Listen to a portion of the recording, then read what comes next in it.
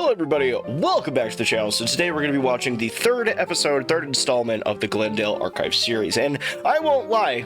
I know some of you haven't subscribed yet. I can see it, I can smell it. You stink of bad cheese. Okay, and if you don't subscribe within the next 3 seconds, I am going to no-clip it to your house, and you won't like what's coming. Anyways, let's go ahead and see what this guy's up to. I'm actually really excited. This entire series has completely encapsulated my entire thought process for a couple of weeks now, and yeah, I'm really excited. Let's go ahead and roll the intro and see what this guy's up to. All right, day 8 of squatting in this house. It's been really nice, actually. I've been able to sleep, shower, recharge. I even managed to get the electricity up and running. Not sure for how long. That means I have a working oven, which is really great. I try not to turn on any lights, especially at night, because I don't want to attract any attention to this house. But last night I messed up like an idiot. I leaned against the light switch and I turned on the living room lights, and the house lit up like a jack-o'-lantern. Just for a second. And now this morning I see someone out in the woods, lurking around. It's fucking morning? Looks like nighttime, It could brother. just be passing by. It could be nothing, but, makes me nervous. I haven't seen him in a few hours, but it really makes me uneasy. So tonight, in addition to cooking my favorite meal, chicken parm, I'll be battening down the hatches, tightening the security, just in case whatever is out there is, isn't just passing through. First, I need to run out and get some groceries, so let's do that. Let's do it. Let's do it. That's cool. The NESTER chicken parm.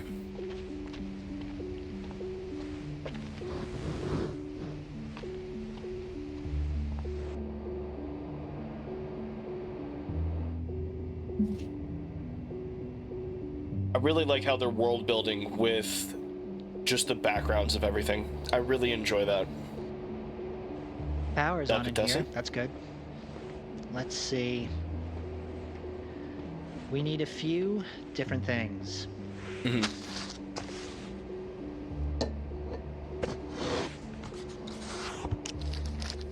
Hey, Tony's chocolate!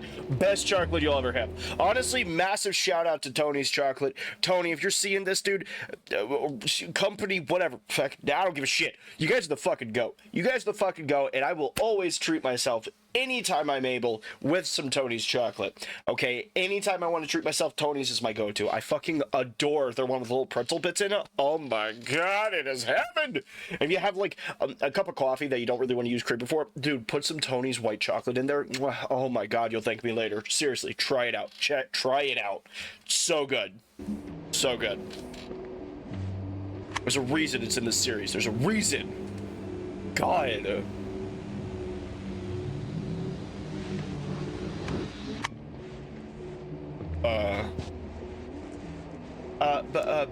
Buddy? Fair enough, okay. You never know. I mean, yeah, that's fair, I guess. So as I mentioned, I need to prioritize security in this house tonight. I've identified about 3 weak points where an intruder could breach our defenses, and each requires its own special security system, if you will. Weak zone number 1 is the furnace room window. There's no lock on this window. That makes sense. I've set up a tripwire, and about 7 feet 6 inches away, the average height of a nester, I've strategically positioned a knife upright. When triggered, the tripwire will send the blade straight into the upper chest or the face. Weak zone 2, the basement door. Now, the house is settled pretty unevenly, making this door impossible to keep locked. If a nester enters through here, they'll hear a tape recorder in the next room playing my voice saying the following. Don't hurt me. Don't come in here, please. The recording will lure them deeper inside, right into a sensor-triggered assault. Weak Zone 3, the porch passage door. Now this Jesus. leads directly into the same basement door with the broken locks. When someone opens this porch door, the friction will strike matches against an igniter that I've rigged. And the matches will ignite a portable gas tank that's been slowly leaking gas all night, so hopefully burning any nester who tries to breach that passageway. And I've also Holy shit. installed noisemakers on all the door handles, so hopefully I'll hear them coming, and I'll see them coming, and that these traps will keep them out. And I'll be able to sleep safely tonight. God, let's hope, dude, because honestly, that seems like crazy, man. You know, crazy works, though, some days. It do. Alright, I'm gonna fillet the chicken now. Alright, now I'm gonna Okay. tenderize it. Good idea. This ensures that the chicken is gonna be nice and even all the way around. Got some panko crumbs, yes, sir. We're gonna put some of this chicken in flour so it absorbs thought some it was of the panko. moisture. And so the crispiness will wrong. stick on.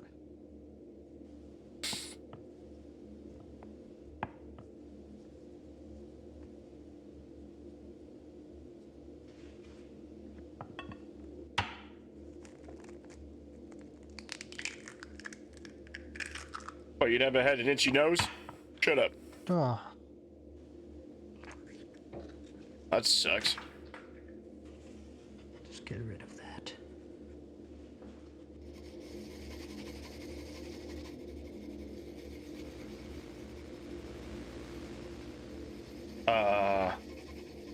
Next, we'll dip the chicken in the egg batter.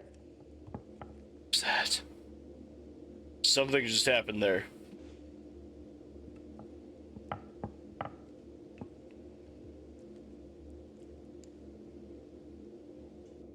Now it's time for what makes the chicken good. Panko. Technically, the panko makes it Yeah. like a chicken katsu. Some grated parm. Oh, That's going to caramelize really nicely on the chicken. Now some salt and pepper. So Yes, mix sir, yes, this sir. all up. is he making double breaded chicken parm? Shit's actually really good. If you've never had Now double in breaded the chicken parm, it's good. goes. This looks so good, dude. This looks so good. You know, I have been pleasantly surprised with the amount of different variable like things that he's showing and he's doing and he's kind of making while still stuck in this place. Like I don't really understand what exactly is going on around it just yet. The context clues are there. Everything's weird. There's things that are hunting him. There's a big fucking guy named Mr. Whiteout. Even though you're a shadow creature, that doesn't make sense. It is what it is. I don't know Mr. Whiteout or why it's there, but we haven't really delved super deep into the story so far. So, you know, there's that. But I really want to take a moment and mention that I really like the way that in the direction that they're taking, kind of just showing his day-to-day life, so to speak, as much as possible with these, you know, videos. So really good on you. Plus for everything, and the fact that he's also cooking while doing all of this. You know that's a dangerous job, especially when you have things watching for you. But he seems to be doing it really, really well. So good on this video for making it feel that way. Just saying. Let me know in the comments below if you agree. All right, now it is time to fry these bad boys up. Hell yeah, buddy. Hell yeah. Probably not good to add the oil over an open flame, but I don't know, I feel like I'm gonna be okay. I'm gonna get this oil nice and hot. Now you know the oil's ready when you dip the chicken in. It sizzles. Ooh, is that ready? That is ready. I'm actually gonna lower the heat, that's insane.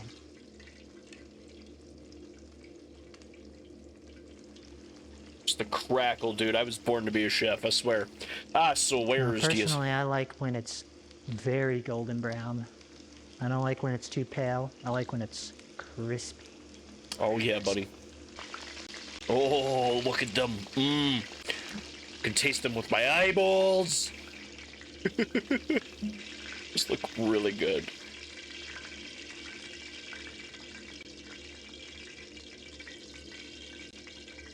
Alright, so let's get ready to broil the mozzarella cheese on.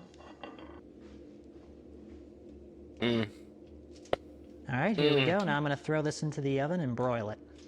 Oh, buddy, I'm gonna be so hungry after this.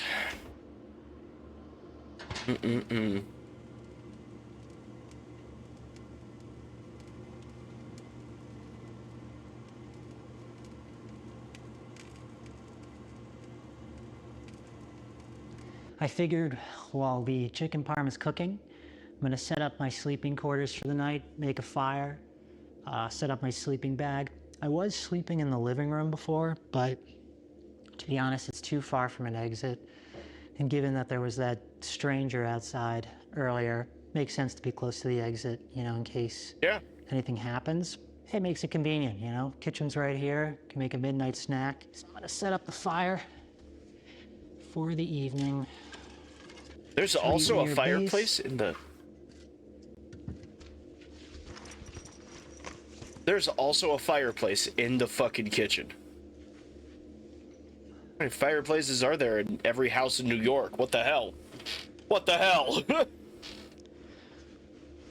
Oh, we can't show that! Editor, blur it out! No, wait! It's just another pair of pants. I'm just fucking around. Oh, I'm so hungry, I'm so hungry, I'm so hungry. Full moon tonight.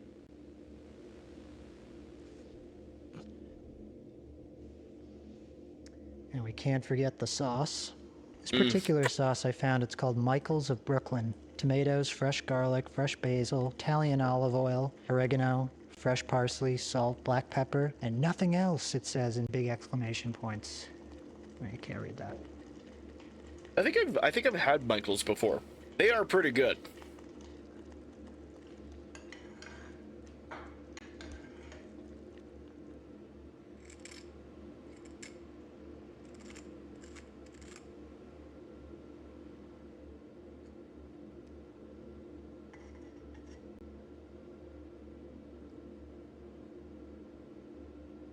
And you always put the sauce on last so it doesn't get soggy.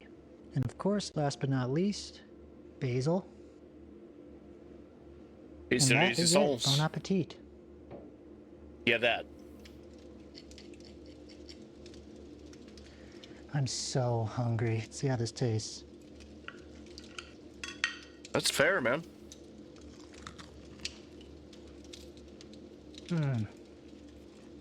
Oh!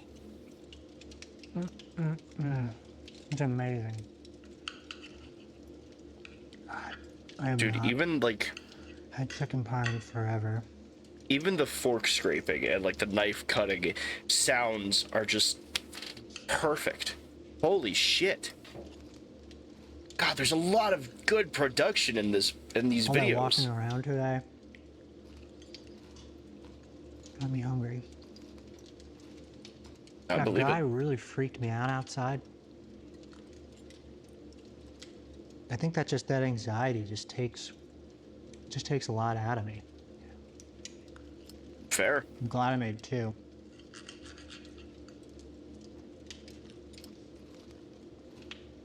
There's like nothing like really good chicken parm. So you really have to tenderize it and flatten it out so it becomes more like a chicken cutlet. That makes sense. I haven't got like restaurants where you go and you get the chicken and or any dish and it's like not good. It's like you should be like losing sleep to make sure that your chicken is flavorful. You go to a chicken place and like the skin comes off the chicken, all the flavors on top, it's in the skin. And then like the chicken itself is just like bland. Yep. Mm. every KFC visit I've ever fucking had, ever. And don't even think about going to Kentucky and trying some KFC there. It is the worst of the fucking worst. Okay, and this is just my personal opinion. I'm just saying, KFC, I'm coming for your kneecaps, dude. You got to make the chicken right. You got to make the fucking chicken right, okay? That's why, to me, Church's, Zaxby's, okay, y'all are doing it right. But you know an undisputed champion of chicken? And hear me out here, okay? It doesn't even come close. Jack in the Box. I'm being so honest here, dude. Jack in the Box chicken sandwiches, even though it's not a chicken place. Oh my god. It's had an orgasm. What are you doing? I do miss restaurants. I miss people. Apparently having an orgasm. Glad I learned a few recipes. Got this at the supermarket.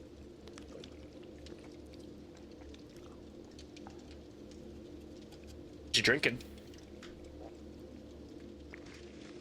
Oh. Man, I'm lonely tonight.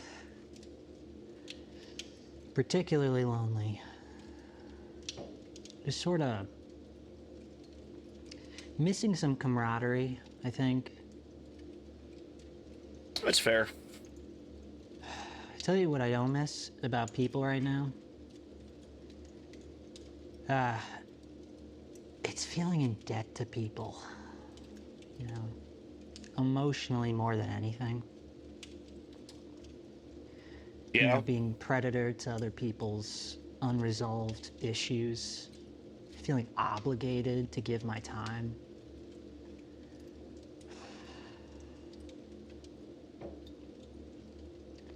I always would put boundaries around my time. And sometimes I felt like I had to lie to people because people can be really selfish with your time. If they thought that they could get more from you, they take it.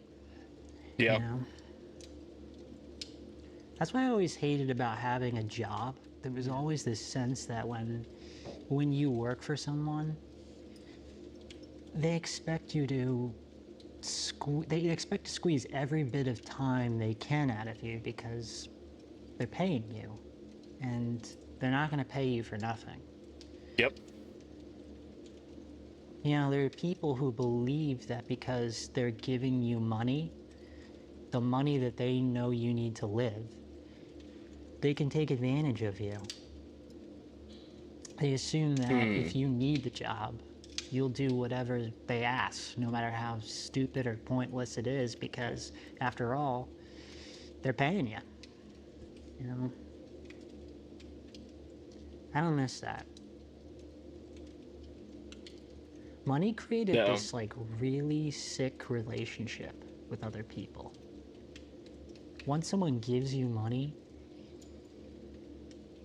it becomes a trap and it's really hard to escape. You know, I used to hate having a boss breathe down my neck. Ugh. I'd work an 8-hour shift, and honestly, I'd probably only worked 2 of those hours. The rest of the time, I just walk around with my clipboard, pretending to be busy. I'd move quickly, you know, like I had somewhere important to be, just to look productive. That's what a boss likes to see. Motion. They want to see you doing something, even when the real work only took like 2 hours, you know. You know, if they catch you sitting, they get pissed. Even if there's nothing left to do, you know.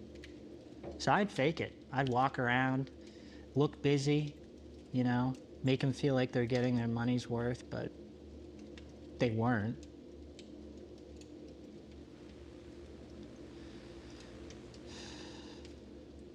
It's like they'd rather see you miserable and in motion than calm and at ease. Makes no sense. It's like they need to see struggle to feel justified in paying you. So I pretended Because if I didn't, I'd get shit for it, you know? And life is already hard enough, you know? You don't need someone coming down on you for being efficient, you know? Yeah, I know, if I said that to an employer or a business owner, they'd probably think I'm the worst type of employee. But, I mean, come on, man. Do you expect me to care about selling bullshit plastic products while I'm spending my finite time being here? Yeah. Now, I know it wasn't my boss, you know, personally. But it was what he represented, you know? It was the whole system. Built so, like, rich people could get richer and everybody else sort of wastes their time. And maybe if I wasn't forced to make money, I'd have time to foster the skills that truly make an impact, but that isn't realistic though, so.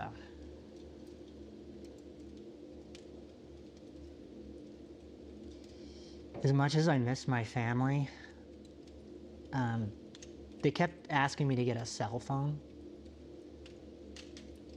I remember thinking to myself, like, no, I'm not doing that, you know?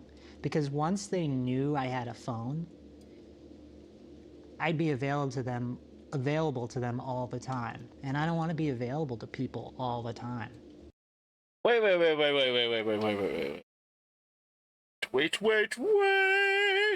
What fucking time period is this? Like, I get, you know, there are some people around right now who don't prefer having social media and, you know, that sort of stuff, but a telephone is a basic necessity in today's world. I don't remember what fucking time period this is. Wait a minute. Hold on. And family. Did you have a family? Or are you talking about your mom, dad, brother, grandmother, father, whatever kind of shit? Did you have children that you left behind? Hopefully by accident. But curious conundrums. People gotta know. People gotta know. Sometimes I'd even lie. I'd say, you know, I'm going to be out when I was actually going to be home, just so I had an excuse not to answer. And, you know, maybe that's selfish. Maybe I just, you know, didn't want to talk. Maybe I just wanted to be left alone. Mm-hmm. Getting a cell phone felt like it was inviting people into my life on demand, and I didn't want that. That's fair. Just like, it's not natural for people to have that kind of access to another person. I don't know, that's at least what I think. And I know it probably comes from an inability to disappoint people. Some would say, why don't you just say no if they ask? But I don't know, sometimes no doesn't feel like a complete sentence. If I said I wasn't available, they want a reason. And maybe the reason is I just, like, I don't want to talk right now, you know? Or I was planning to watch a movie. You know, it sounds small, but it wasn't to me. Just, it wasn't. Maybe that's what I needed, you know? Feels like modern day communication was the thief of life.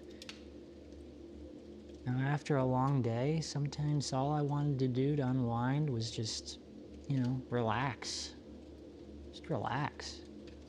But saying I need to relax never felt like a good enough reason to fall short of somebody else's expectations, you know, even though it should have been. So I didn't ask for it, I just took it. And if I had to lie to protect that time, I did. Because I shouldn't have to justify wanting peace. And I know, that's avoidant. Maybe that was life challenging me to grow, but sometimes I just don't want to grow. Sometimes I just want to rest. Defeats the purpose of relaxing if I have to grow while doing it.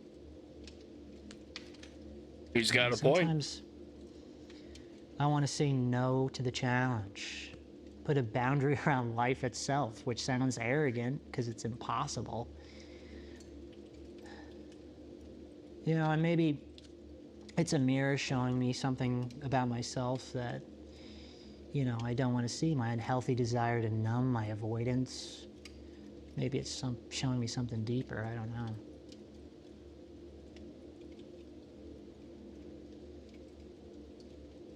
Maybe the truth is I really was afraid I was incapable of connecting with other people the way I wanted to.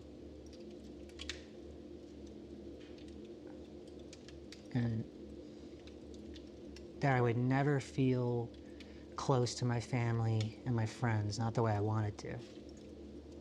At least, you know, and maybe that's why I kept telling myself that people only want to use my time, because it's easier to believe that than to imagine that they actually wanted to spend time with me, get to know me.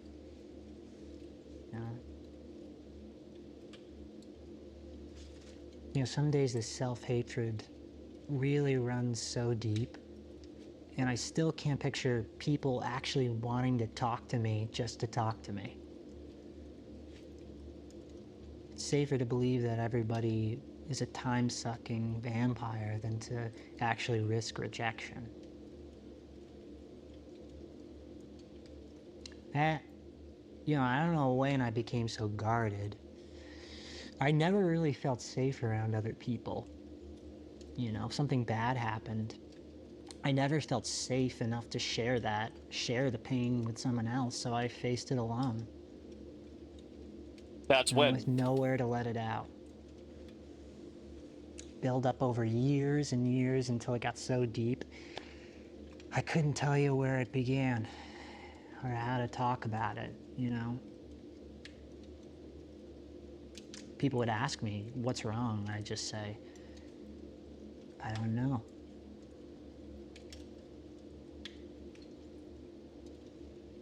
And I used to tell myself that when the pain gets great, when it gets great enough, I'll share. I didn't want to bother anybody. It just felt like, you know, it's not bad enough yet to burden others yet.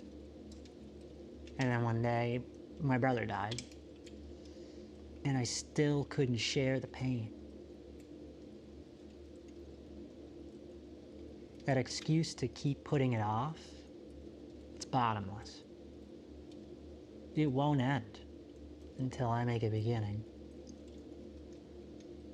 And that loneliness, it just breeds anger, blame, bitterness. I'd given anything to let that go. I just didn't know how.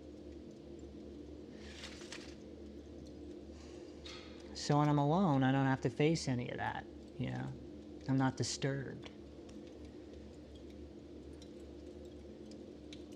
So anyway, I have my affirmation that I tell myself every day, and preparing me for when I see other people again. And it goes like this: I am likable and I attract genuine connection. So, I say that to myself every day. Pretty good, right? Hell yeah, actually, that's a really great affirmation. But when people enter the picture, everything surfaces: resentment, worry, doubt, fear. Giving my time forced me to confront all of that. And it pushes me to speak up when staying quiet would just feel so much more comfortable and safer. So yeah, I'm protective of my time. Not a good that's doing me now. And it's really because anything that wants to take it Clip that out of the video. also stirs up everything that I'm still trying to keep buried.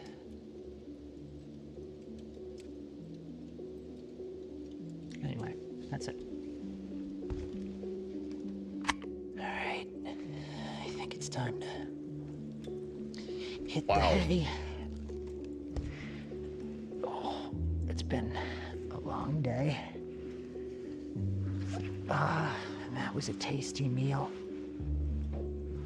Gotta have 2 chins. Oh. All right. See you in the morning.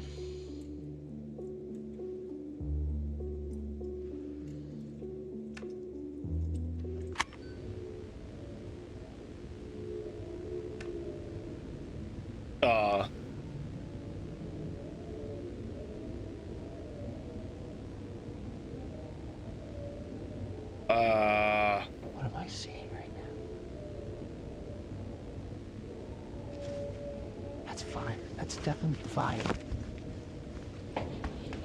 Oh shit, the trap.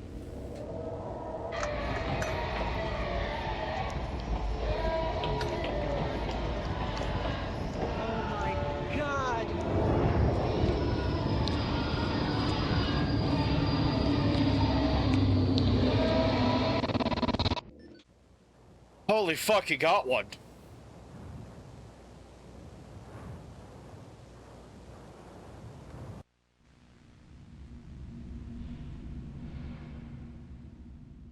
Okay. All right. Well, not only is there a lot to unpack there. Wow. Okay. Holy shit. Oh. So we went from making a chicken parm to talking about his world, essentially, talking about everything he had to deal with, you know, back in real life, and talk about everything that really happened to him, to one of his traps actually getting one. But did you notice that when it was going through, there was the video was breaking. The video itself, the videography was breaking. It was destroying itself. It was almost like there was a glitch in everything happening there. Holy shit. I almost forgot about everything that was happening around him because of what he was talking about, because it resonated so deeply with me. This is phenomenal. Oh my god, I don't know how many people know about the Glendale Archives, and I understand a very limited selection of people, not even 0.01% chance of the amount of people who watch the Glendale Archives check out our videos. However, if there is any chance that you guys have not already gone over and subscribed to the Glendale Archives over on YouTube, you need to right now. Holy shit, this is only the 3rd episode. Holy shit. This is incredible. All right. Well, with that being said, thank you guys so much for sticking around, hanging out, and having fun with me today. It was a lot of fun to go ahead and watch this. Let me know in the comments down below if you think I should make another one. And let me know in the comments down below just your personal opinions. If you have any theories, if you have any suggestions for future content that we could cover on Watch With Me for our series. And with that being said, my friends, I really do appreciate it. I hope I can see you guys next time. And with that being said, stay sweet, stay slimy. This world still needs you, and so do I. Bye-bye.